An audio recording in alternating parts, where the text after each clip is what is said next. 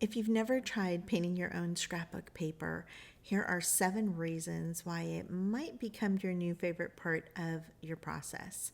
It's more than just a background, it's your voice on a page. Welcome, I'm Ingrid Carlsen, and I'm so glad that you're here with me today. I hope that this video inspires you. It maybe has you dust off some old paints that you've been storing in a cupboard somewhere, and that you come along with me while we make our own papers. All of the processes are going to be the same. I'm going to work assembly style so that each piece has time to dry, and I'm going to start off by painting backgrounds in solid colors. On some of these I'm going to mix colors, but most of them I'm using them straight out of the tube, and I am completely covering some cardstock. I believe this is 110 pound. I'm just using what I have in my stash, and I'm making sure that they are fully dry before I go on to the next step. Let's start with number 1, the most practical reason, and that is customization. This is one of the best parts. You can match your journal, whether it's a kit or just a theme that you want to go with. You can match the colors, the mood, the season. It's like you're making your own collection. And the only thing that you're limited to is your imagination. And even at that, you can go on Pinterest and look for different images that you like and try to make your own version. What also is true is that if you are missing a certain color, let's say you want a little bit more green in your layout, then you can create it yourself. And the best part of using something like acrylics or any type of paint is that you can mix up your own special color. Reason number 2 is to capture a feeling or a memory. And it's not just about like matching it, but sometimes it's about evoking those memories. Like I'm doing here with this print. If you've been with me for a little bit of time, then you know that I am from Florida, and my heart, or at least a piece of my heart, will always be in Florida.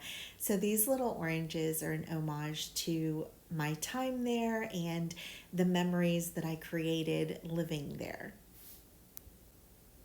And you can give your pages whatever feel you want them to have, whether it's peaceful or warm and inviting. Whatever it is that you want to convey is how you can make it. It's also a way to romanticize the season.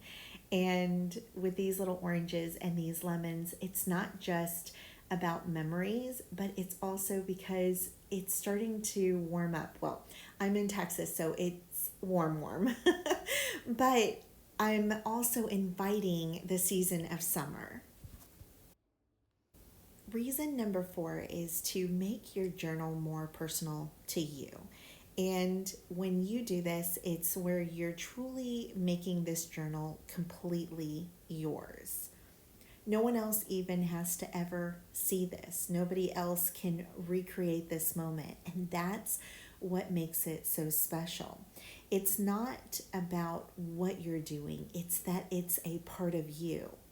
And every single brushstroke tells your story. In a good way, you can go back and you can remember what you were feeling when you made it. Funny enough, when I work on my printables, there's a lot of times where I might throw a movie on and listen to something in the background while I'm creating, and I'll notice sometimes when I'm working with them that I can recall those things that I was doing at the moment of creating them. A piece of you goes into every single one of your creations. Have you ever heard the saying, you wish you would have?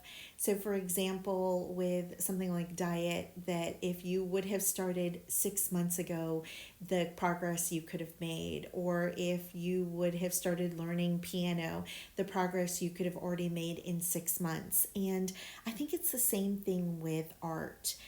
This is more than just a scrapbook. It becomes your personal gallery. And it's just a background paper, but it's a piece, an extension of you. And this goes into my next step, which is for, I think I said the wrong one before. I transposed them after I wrote them down. I decided to change the order of them. But it's to build your confidence as an artist. And if you've ever doubted your creativity, which I think we can all say yes, because that is something that is very common and really a human thing that we do, unfortunately. But there's something that is so empowering about watching your own paper come to life. No rules, no special way. It's just you and the brush and the paint, and you're just creating. And over time, you're going to see your style forming. You're going to see the shapes that you love to make and that you constantly repeat, the palettes that you return to, and it becomes a fingerprint of yours. It becomes something that is very familiar and that is very easy. And so I'm going to pose that question. Imagine if you would have started today. Reason number 5 is to reflect and calm your mind. The fifth reason is what happens when you are painting.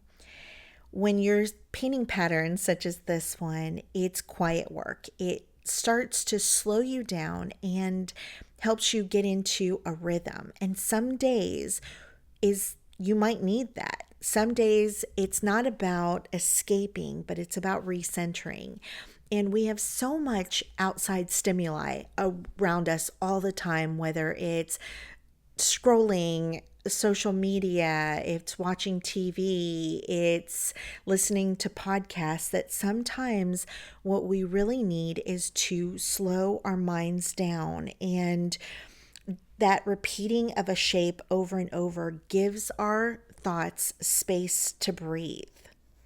Because this isn't about solving anything, it's about being still long enough to feel where you are and letting it be enough.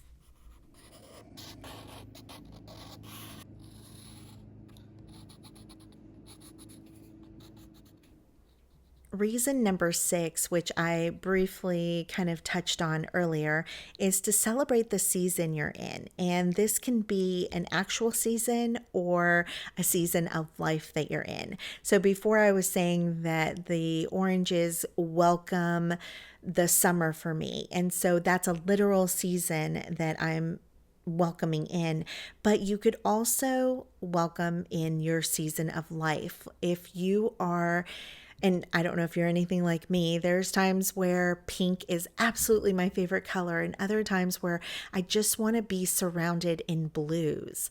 And so that is something that you can document here.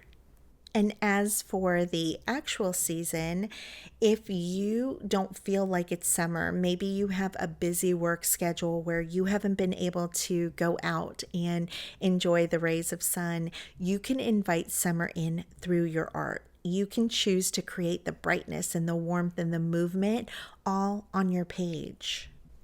And lastly, reason number 7, which might be the most important, is to break a creative block.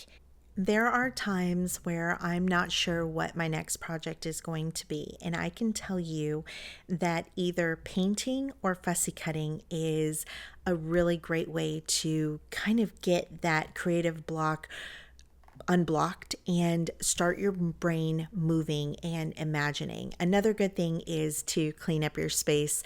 I've talked about this before as well, and I think it's also, like we talked about earlier, it clears your mind and allows space for new ideas. And we spoke earlier about going on Pinterest and having a plan or finding something that inspires you. But I also want to encourage you to just play and see where the colors take you. Go without a plan.